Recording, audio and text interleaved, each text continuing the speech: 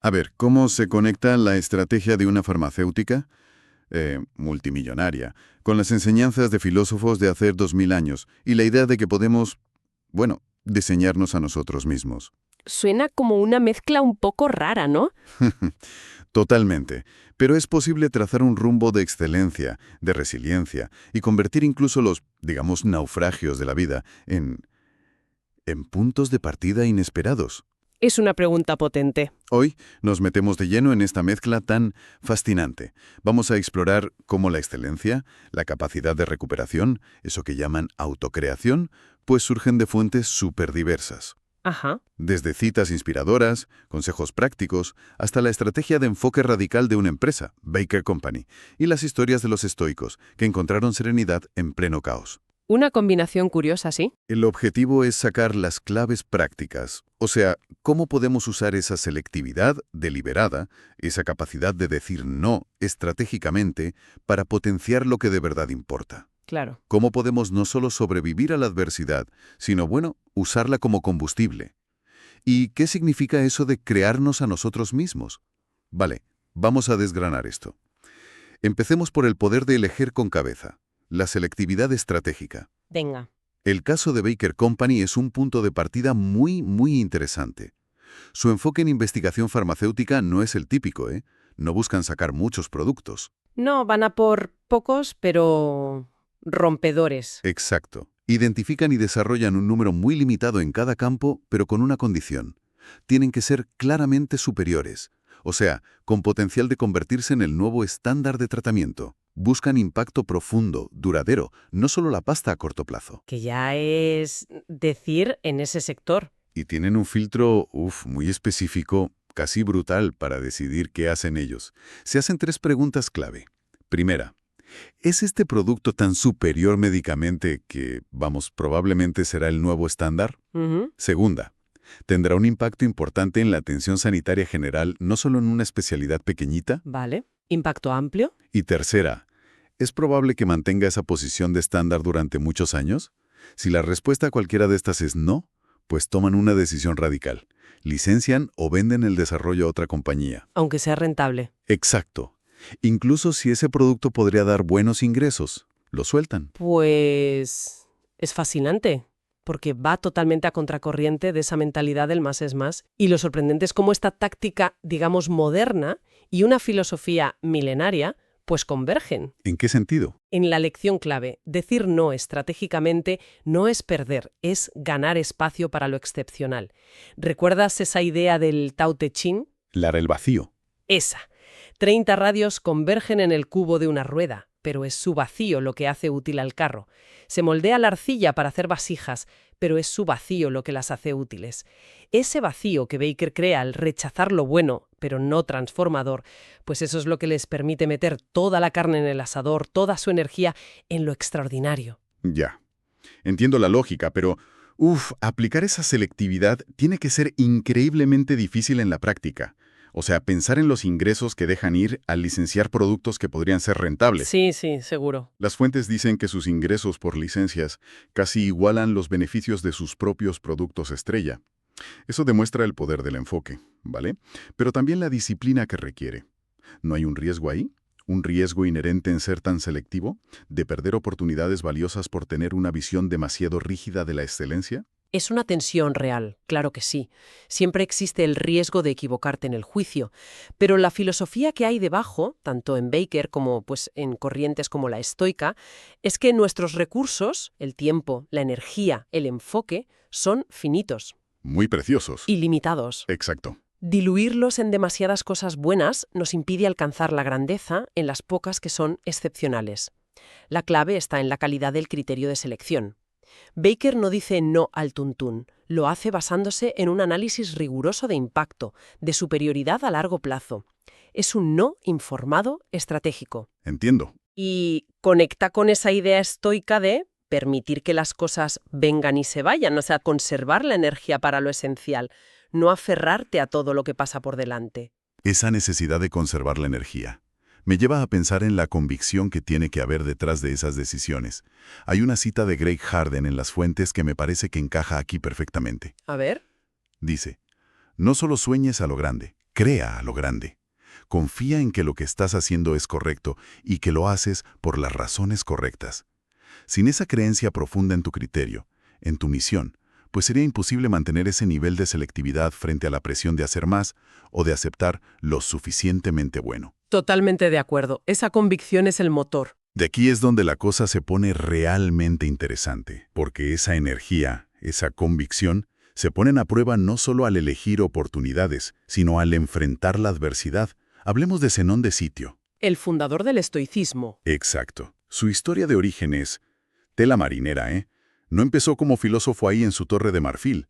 Era un mercader fenicio, próspero además. Sí, venía del mundo de los negocios, digamos. Imagina la escena. Zenón navegando con una carga valiosísima de púrpura, ese tinte tan codiciado, desde Fenicia hacia Atenas, al Pireo. Pero cerca de la costa, ¡faz! Una tormenta le hunde el barco. Uf. Lo pierde todo. La carga, el barco, probablemente gran parte de su fortuna. Un desastre absoluto para un comerciante de la época. Un palo tremendo. Podría haberse hundido en la miseria, ¿no? Pero lo que pasó después cambió la historia de la filosofía occidental. Tras el naufragio, ya en Atenas, entra en una librería, qué casualidad más oportuna, y empieza a leer sobre Sócrates en los escritos de Jenofonte. Las memorabilia. Eso es. Y queda fascinado. Le pregunta al librero, «Oiga, ¿dónde puedo encontrar a hombres como este Sócrates?» Y justo en ese momento pasaba por allí Crates de Tebas, un filósofo cínico bastante conocido. ¿Qué momento? El librero lo señala y le dice, «Sigue a ese hombre». Y Zenón lo hizo. Se convirtió en su discípulo y con el tiempo, pues, desarrolló su propio sistema, el estoicismo. Increíble cómo un desastre puede redirigir una vida entera. Y lo más alucinante es su perspectiva sobre ese evento que lo arruinó. Se le atribuyen frases como «hice un buen viaje cuando naufragué», o dirigiéndose a la fortuna, como si hablara con ella, «has hecho bien, fortuna, al conducirme así a la filosofía». Es casi inconcebible hoy en día, ¿verdad? Totalmente. Replantear una catástrofe financiera y personal como un golpe de suerte, como algo que le abrió el camino a su verdadera vocación. Fíjate, es una ilustración radical de una idea central estoica. No son los eventos externos los que nos perturban, sino nuestros juicios sobre ellos, nuestra interpretación. Claro. Zenón eligió ver el naufragio no como un final, sino como una liberación, una redirección forzosa hacia algo más valioso para él. Séneca, otro gran estoico, escribió algo parecido reflexionando sobre sus propias dificultades, quizás más metafóricas, no lo sabemos seguro. ¿Qué decía Séneca? Algo así como naufragué antes incluso de embarcar. El viaje me mostró esto. Cuánto de lo que tenemos es innecesario y con qué facilidad podemos decidir deshacernos de estas cosas cuando la necesidad nos obliga. La adversidad, vista así, puede ser una especie de purga. Una purga involuntaria. Exacto. Que nos revela nuestra fortaleza interna y nos obliga a reevaluar qué es realmente esencial en la vida. Es fácil decirlo, claro, pero lograr esa transformación mental frente a un desastre real, debe requerir algo más que simple optimismo. Y aquí es donde entra la idea de resiliencia, como algo que se construye. Me impactó mucho la cita de Octavia Butler, la escritora. ¿Cuál era? Decía, olvida la inspiración. El hábito es más fiable. El hábito te sostendrá estés inspirado o no. Quizás la capacidad de Zenón para encontrar la filosofía en las ruinas de su negocio no fue solo un flash de inspiración. Sino algo más. Cultivado. Exacto. Quizás el resultado de una disposición interna ya cultivada, una especie de hábito mental, para buscar significado o control interno incluso cuando todo lo externo se derrumba. Exactamente. La resiliencia no es una coraza mágica que te pones cuando vienen mal dadas.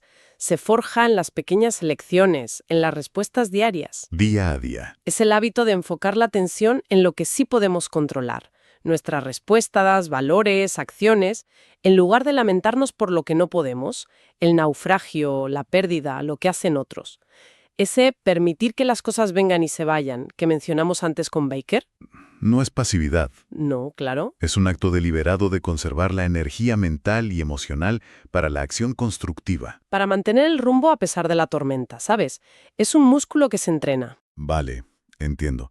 Entonces, tenemos por un lado la selectividad estratégica, el control riguroso de Baker Company sobre lo que persiguen, y por otro, la aceptación estoica de lo incontrolable como la reacción de Zenón al naufragio.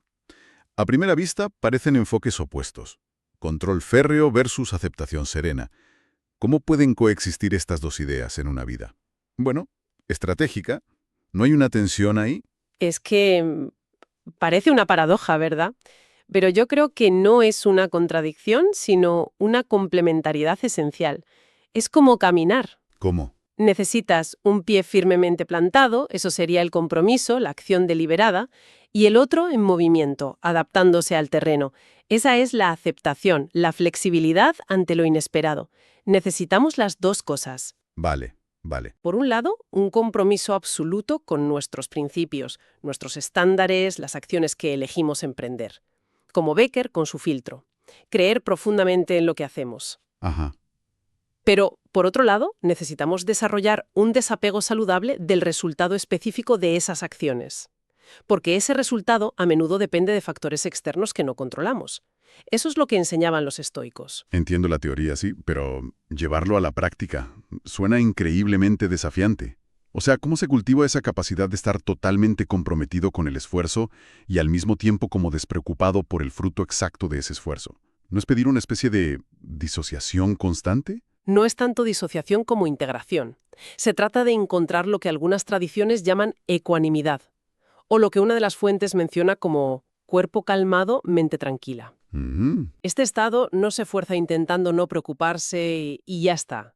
Surge más bien de la coherencia interna, cuando nuestras acciones están profundamente alineadas con nuestros valores, con nuestros principios más importantes. Cuando haces lo correcto por las razones correctas. Exacto. Volviendo a Greg Harden, cuando sabes eso, es más fácil aceptar cualquier resultado, porque el valor reside en la acción misma, en la intención, no solo en el éxito externo. Y aquí la perspectiva es crucial. Como dice Marcel Proust, el verdadero viaje de descubrimiento no consiste en buscar nuevos paisajes, sino en tener nuevos ojos. Qué buena cita. Zenón no cambió el paisaje del naufragio, cambió su forma de verlo. Ese cambio de perspectiva es una habilidad clave para mantener el equilibrio entre compromiso y aceptación. Tener nuevos ojos. Eso conecta directamente con la última gran idea que sale de las fuentes, y quizá la más potente de todas. A ver cuál. La vida no consiste en encontrarte a ti mismo. La vida consiste en crearte a ti mismo. Esto le da la vuelta a la idea tradicional de buscar nuestra verdadera esencia como si estuviera escondida por ahí. Claro, como si fuera un tesoro perdido. Exacto. Sugiere que somos arquitectos, no arqueólogos de nuestra propia identidad, de nuestra trayectoria vital. Es un cambio de paradigma fundamental, sí. Piénsalo en relación con Baker Company. Ellos no descubren fármacos superiores por casualidad. No, los crean. Los crean. A través de un proceso deliberado de investigación, selección, desarrollo riguroso. De forma análoga, esta idea sugiere que nosotros nos creamos a través de la suma de nuestras elecciones conscientes. ¿Cómo cuáles? Los hábitos que cultivamos deliberadamente, como decía Butler, las personas con las que elegimos asociarnos, Ah, claro. incluso las historias que nos contamos sobre nuestras propias vidas.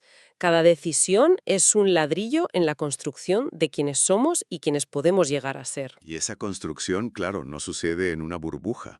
El entorno juega un papel clave. Séneca lo dijo muy claro, ¿no? Sí, tenía una frase sobre eso. Asóciate con aquellos que te harán mejor. Acoge a aquellos a quienes tú mismo puedes mejorar. La autocreación es un proceso profundamente relacional. Las personas que admiramos, las conversaciones que tenemos, los ejemplos que seguimos, todo eso moldea los planos de nuestra construcción personal. Es como aprender un deporte o un instrumento, ¿verdad? Totalmente. Rodearte de gente con más habilidad te impulsa a mejorar, te enseña lo que es posible, te da modelos. Elegir bien nuestras influencias es parte activa de ese proceso de creación. Absolutamente. Y no tienen que ser grandes decisiones trascendentales todo el tiempo, ¿eh? Las ideas que se mencionan de How to be Amazing lo aterrizan muy bien. Lo llevan a lo práctico. Eso es. Son las elecciones cotidianas las que van sumando. Decidir ayudar a un colega, persistir 5 minutos más cuando quieres tirar la toalla, elegir leer algo enriquecedor en lugar de caer en la distracción fácil. Ser consciente del impacto en los demás. Exacto. Cada una de esas pequeñas acciones conscientes es un acto de autocreación. Refuerza ciertos circuitos neuronales, construye carácter y poco a poco define quiénes somos en la práctica, no solo en teoría. Entonces, si juntamos todas las piezas, ¿qué imagen emerge de todo esto? Parece que una vida vivida estratégicamente no se trata tanto de seguir un plan rígido, ahí punto por punto. No, no es un mapa del tesoro. sino de desarrollar una capacidad de respuesta, sabia, adaptativa. Es menos un mapa detallado y más como tener una brújula bien calibrada y la habilidad para navegar por cualquier terreno que te encuentres. Exacto. Es esa combinación dinámica de la selectividad enfocada de Baker, que nos ayuda a concentrar la energía, la resiliencia transformadora de Zenón, que nos permite encontrar oportunidades incluso en la adversidad, la sabiduría estoica de aceptar lo incontrolable mientras nos centramos en nuestra respuesta, ¿Y esa idea final tan potente? y esa poderosa idea final de que somos los agentes activos, los creadores de nuestra propia vida, a través de nuestras elecciones continuas. En un mundo tan lleno de ruido, de opciones, de cambios constantes, esta capacidad para la elección deliberada, para la respuesta consciente en lugar de la reacción automática, parece más vital que nunca. Sin duda. Es útil tener presentes esas ideas clave como anclajes, ¿no?